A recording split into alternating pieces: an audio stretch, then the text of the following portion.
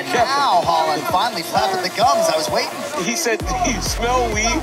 That's what he said? Yeah, that's exactly what he said to Ponzinibbio. I do smell it also. After stutter steps or crossovers like your Alex Ovechkin from other fights to other fights, cross your fingers. Coming up this weekend, we have the Maverick, Micheal Chiesa, taking on Trailblazer Kevin Holland, a guy who was ranked in the top 10 of the UFC's middleweight division, taking on a former Ultimate Fighter winner in Micheal Chiesa. And if you look at this, it's crazy to see a guy that fought at middleweight to take on a guy that fights at, well, fought at welterweight, and then a guy at lightweight that won the Ultimate Fighter in that division up at 170 pounds. So when you consider these two guys, it's oil meets water. The fighting skills out of both the two are completely different. You have sick jitsu zone. Chiesa, who's trained at Syndicate and the UFC PI sporadically to get ready for these fights. And if you look at it for Kevin Holland, bounced around a little bit, but he's always been a Travis Lutter BJJ guy. And for Holland, he's made that transition down to 170. He had the Alex Oliveira performance. He had the win over Tim Means.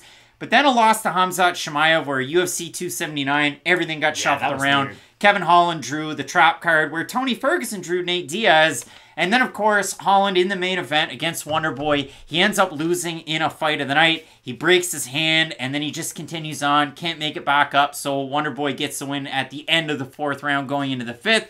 Holland is last time out, a fight of the night against Santiago Ponzinibbio. He gets the win, he gets the finish, but in that one, people might forget. We touched on it a ton before Holland fought against Ponzinibbio, the fact that, listen, that hand is damaged. And then if you go back and you watch that fight against Ponzinibbio, he rarely throws his right hand. He switches stance a lot. He completely outstrikes Ponzinibbio because he establishes distance early with his jab and his kicks and his stance switches. You see the finish, and if you only watch the finish, what is it? It's a right cross that lands. Ponzinibbio backs up. Holland rushes him, throws the left hook. Ponzinibbio drops, and it's over. And Ponzinibbio kind of, you know, he protested the stoppage, but he bounced down, bounced up. If you look at it, though, yeah, Holland barely even threw his right hand through the entirety of that fight. So I'm interested to see Holland with a long time to get ready for this one. Will he start to throw that right again? Because if you watch Holland getting ready for this fight, he spent a little bit of time at Extreme Couture, and he's throwing jab, jab, jab, jab, jab. Uppercut, jab, jab, jab, jab, jab against Eric Nixick in the video. So I'll be interested to see how Holland makes out in this fight with that. And when you look at the takedown defense of Holland in the UFC, you know that's the thing that he struggled against. You know that Chiesa, it's a lot of strike to clinch to take down. And if you want a great 2 examples of Chiesa doing that well, look at those 2 wins that he had. RDA, it's exactly what he did, and Neil Magny. Don't watch that Neil Magny fight. We did it, so you don't have to. Please don't watch that fight. It's awful. But if you look at Chiesa in his last 2 fights and the losses, he loses to Vicente Luque, gets submitted really early, and then against Sean Brady. And it's been over a year and a half since he fought Brady.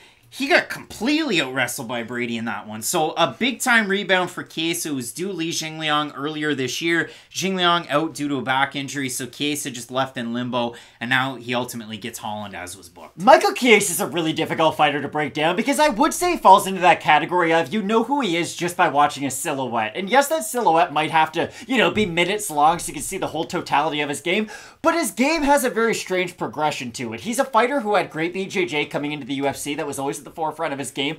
His offensive wrestling is good, but I do think we've seen a limitation of, hey, if you are a great offensive wrestler, you can defend some of his takedown attempts, and you can at least squirm on your back against him a little bit. Now, I would never want to be on my back with Micheal Chiesa on top because he's that good of a grappler at just breaking you down and really making you work from that bottom position, and I always thought that that was a real big key to his game. I know he can go in there and get submissions, but normally he's really waiting out his opponent, tiring them out before he gets a lot of those big submission wins, and against Holland's going to be interesting because Holland is real squirmy off the back. Like, yes, he can get held down. Khamzat Chimaev submitted him. I can hear you guys in the comments already. Khamzat's a middleweight.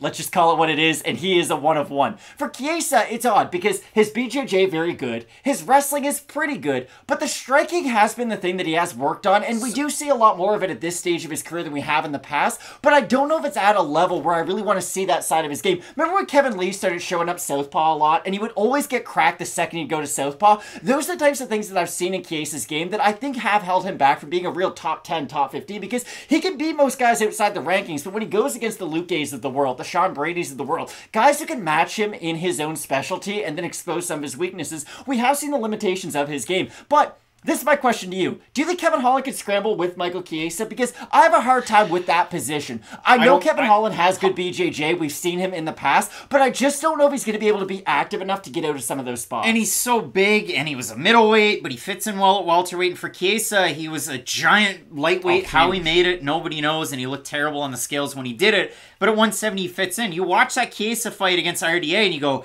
okay, numbers on a page, he out-wrestles RDA. That's cool. Watch what he does in that fight, because the second round was close. The third round, Chiesa definitely won it. Go back and watch the start of the first round in that one. Chiesa, really wonky, really stiff, really trying to break his way in there, and RDA's throwing hooks around it, and until Chiesa gets in and gets it down to the mat, he does get hit. He gets hit in the second round, third round. He kind of smothers everything with that wrestling, with the jiu-jitsu. If Chiesa can do what he did in that matchup, or against a bigger, longer, rangier striker who throws straight shots and Neil Magny, then he could get a win against Kevin Holland. But I don't know how that right hand's gone on for Kevin Holland. We didn't see it against Ponzinibbio until the very end. Watch that fight. He does not throw it. So can that not be a positive, though? Like, he knocked out a really good striker with one hand until he landed the power shot. Like, I agree with everything. Version. Michael Chiesa fought RDA when he was 45 in MMA years. So if we're going to talk great about his performance, then we can't throw shade on the other one. That's all I'm saying. It really is weird that way. And again, you look at both these guys, the activity from Kevin Holland in the UFC, debuts the 2018 Contender Series. He's 11-6 with a no contest. Performance of the nights against Buckley, Ontiveros, Jacare, Oliveira, and Means. A fight of the night against Thompson. And if you consider it for a guy like Michael Chiesa, he's gotten it done against some really, really big guys. And Holland's fought southpaws in the past. Kyle Dawkins, that fight was kind of wonky. The fight against Vittori Brunson, those are losses. Ontiveros will switch, but southpaw. Buckley's a southpaw. Mearshart, Phillips. So he's 4-2 with a no contest against southpaws in the UFC. That's a big positive, especially coming into this fight. We'll see how the takedown defense makes out. Holland in the matchup is favored to get the win, so we throw it on over to the Topology vote, see what the fans are thinking. I'm going to say over under 75% Holland, because I think the fans like him in this one. I think it'll be a little bit under, but it'll be a favorite. And it's over, so 1,237 votes, but it's close. 78% Holland, 63% by knockout for the 22% that have Chiesa, 50% by decision, 42% by submission. Those 8% of fans think Chiesa gets the TKO over Holland. That's a bit of a surprise. But Matt, when you look at a matchup like this, who's the pick? Because I had a hard time going back and watching the tape on this one. I do, but Michael Chiesa is 35 years old. Like, I don't think he's going to show me a bunch of parts to his game that I haven't seen up until this point. And maybe he can at least fix some of the defensive striking, because I think that's what it comes down to. If Kevin Holland can hurt Michael Chiesa enough before he gets some of those initial takedowns, then it will at least help him win rounds. You're saying he's got to finish him early.